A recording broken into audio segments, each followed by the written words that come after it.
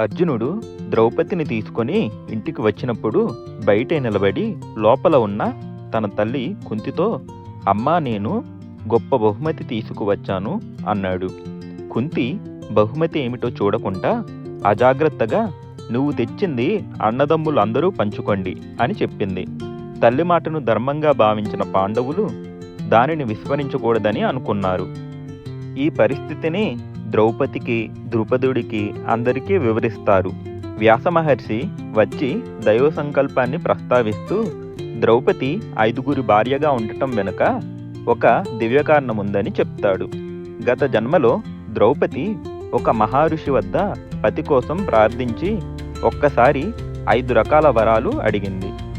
నా భర్త వీరుడిగా, జ్ఞానవంతుడిగా, ధర్మవంతుడిగా, సూర్యుడిగా, అందంగా ఉండాలి అని. ఈ కారణంగా ద్రౌపది పాండవులందరికీ భార్యగా అయ్యింది. ఈ విధంగా పాండవుల ఐక్యతకు, మహాభారతం ధర్మయుద్ధానికి ద్రౌపది ఒక కేంద్ర బిందువుగా మారింది.